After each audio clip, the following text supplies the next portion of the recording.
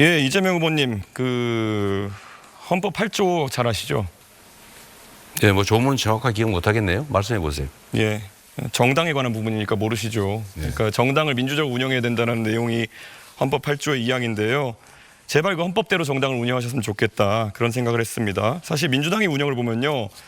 정당 내부의 민주주의의 실종이란 말을 들은 지 오래고요. 정당의 당원 같으면은 국가의 헌법과도 같은 것입니다. 근데 이 당원 같은 것을 막 바꾸고 그러세요. 그래서 그 민주당의 당원을 보면 80조에 보면은 여러 가지 범죄 혐의가 있으면은 당직이 기소 시에 정지되게 돼 있는데 그것도 이제 마음대로 바꾸시고 이렇게 하는 모습을 보면서 1심 유죄 나오자마자 당원 80조가 삭제됐거든요. 이렇게 당의 존립 근거가 되는 당원을 이렇게 마음대로 바꿔버리고 위인 설법 아니겠습니까? 이재명 후보 전에는 기소된 사람 없었습니까? 근데 이재명 후보가 기소되고 나니까 유죄로 선고받으니까 이런 것들을 없앤다는 것 자체가 법 체계에 대한 당내의 법 체계에 대한 이해도 별로 없으신 것 같고 그래서 지금도 형사소송법 개정이나 이런 것에 대해 가지고 사회의 규칙이나 제도에 대한 존중 자체가 없는 것이 아니냐라는 비판을 받는 겁니다. 어떻게 보십니까? 앞으로 이런 법률이나 개헌을 진행하는 데 있어서 본인이 관련된 부분은 좀 회피하시고 이렇게 하실 의향이 없으십니까? 더불어민주당은 역사에 없을 정도로 당원 중심의 민주적 정당으로 바뀌었고 강하고 유능한 정당으로 바꿔서 대한민국 정치사에서 가장 큰 야당의 승리를 이뤄냈고 가장 강력한 수권 정당이 됐습니다. 남의 당 얘기하기보다는 개혁신당은 그 허은하 대표를 그렇게 강제적으로 조치를 하지 않았습니까? 또 김용남 의원도 개혁신당 아닌가요? 그리고 당내 자금 사용 관련해서 부패 혐의로 고발당하고 그랬던 것으로 아는데 시간 지났는데요. 예. 어쨌든 그런 점도 살펴보시기 시간 바랍니다. 지났다니까요. 예. 뭐 허은하, 김용남 그렇게 좋으시면은 허은하 의원님이 말씀하신 거 제가 이재명 대표에 대해 평가한 거 읽어드리면요. 매표 포퓰리즘 하는 사람이다. 한국판 차베스다. 김용남 의원은요. 이재명은 대통령커녕 성남시장의 자격도 없다. 경기도민이 낸 세금으로 횡성 한우보다 더 맛있다는 횡령 한우를 사 먹었으면 죄값을 치러야 된다. 뭐 이런 부분도 반영해가지고 같이 데려가셨으면 좋겠다. 이런 말씀드립니다. 그리고 계속 이제 질문에 질문으로 답하시는 아주 안 좋은 그런 어떤 태도가 있으신데요. 지난번에도 똑같았지만은 이제 국민들이 그 수법 잘 알 테니까 자제해 주셨으면 합니다. 오늘 또 이 토론이 있는 날에도 제가 알기로는 이재명 후보님 재판, 공판 준비기일이 있었던 걸로 알고 있습니다. 법인카드 사적 유용 혐의에 대해서 재판 공소장을 보니까 흥미로운 대목이 있습니다. 많은 분들이 뭐 10만 원 때문에 그러냐 그렇게 하는 분들인데 그거는 공직선거법에 대한 부분이고요. 지금 재판받는 거 보면은 2019년부터 2021년 10월까지 과일만 2,791만 원 정도 법인카드로 사셔가지고 사적 유용 때문에 재판받고 계신 거거든요. 259번 과일을 사주셨는데 2,791만 원 어치 드렸어요. 과일이 평균 가격을 보니까요. 뭐 종류가 다양하겠죠. 1kg에 10,000원 정도 하던데요. 이 기준이라면은 2,800만 원어치의 과일을 2년 동안 드셨으면은 2.8톤입니다. 혹시 집에 뭐 코끼리 같은 거 키우십니까?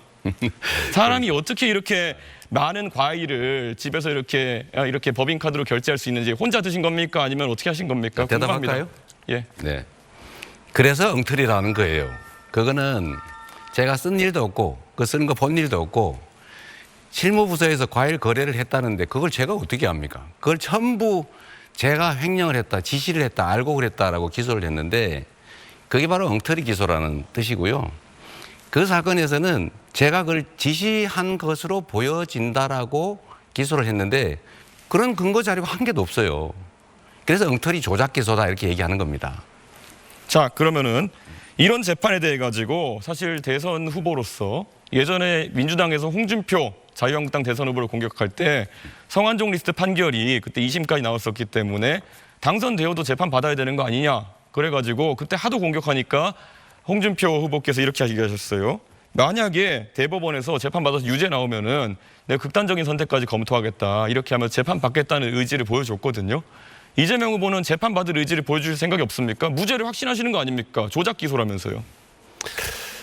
너무 많은 기소를 해놓고 성남 FC 사건 같은 경우는 제가 직접 한 건 아니고 지금 직원들이 기소되어 있는데 증인이 478명이에요. 그 재판 매일 해도 2년 걸립니다. 그런 재판들을 마구 기소해놓고 이 검찰 국가가 이렇게 난폭하게 정치 탄압을 했잖아요. 그리고 당신은 기소됐으니까 죄인이다. 고발당했으니까 피의자다. 이런 식으로 하는 거는 국민의힘이 주로 하던 수법인데 예, 시간 다 우리 됐습니다. 이준석 후보는 좀 자제해 주시면 좋지 예, 않을까 싶어요. 그런데 뭐 사실 그렇게 따지면 홍준표 후보는 얼마나 억울하셨겠습니까? 최종적으로 무죄인 사건이었는데 그런데도 떳떳하게 나는 재판을 받아서 실제로 극단적인 선택할 정도로까지 내가 책임지겠다라고 했는데 이재명 후보는 그거 안 하겠다는 말씀을 지금 돌려서 하시는 거 아니겠습니까? 자, 그리고 권영국 후보님께 좀 여쭤보겠습니다. 네. 권영국 후보님, 사실 이재명 후보님이 사실 가족 간의 그런 어떤 좀 특이한 대화나 이런 걸 하셔가지고 문제되신 건 아까 사과하시고 이렇게 했었는데요. 가장 또 놀라는 것이 혹시 정의당의 그러니까 민주노동당 기준으로 여쭤보고 싶은 게 만약에 어떤 사람이 여성에 대해 가지고 얘기할 때 여성의 어떤 성기나 이런 곳에 젓가락을 꽂고 싶다 이런 얘기를 했다 그러면 이거는 여성 혐오에 해당합니까? 아닙니까? 그건 뭐 답변하지 않겠습니다. 민주노당 저는- 기준이 없습니까? 이런 성폭력적인 있죠. 발언에 대해서? 그건 있죠. 그러나 지금 이걸 묻는 취지는 잘 모르겠는데요. 기준은 매우 엄격합니다. 매우 문제가 되는 우리는- 발언입니까? 아닙니까? 우리는 당연히 이제 성적인 학대를 한다든가 이런 부분에 대해서는 누구보다 엄격하게 그 정하고 있습니다. 이재명 후보님 동의하십니까? 시간을 충분히 주고 질문을 아니, 하시면 좋겠어요. 동의하시는지만 답하시면 됩니다. 동의 안 하시는 겁니까? 이런 발언이 문제 있다는 것을? 시간과 규칙을 지켜서 하시면 좋죠. 네.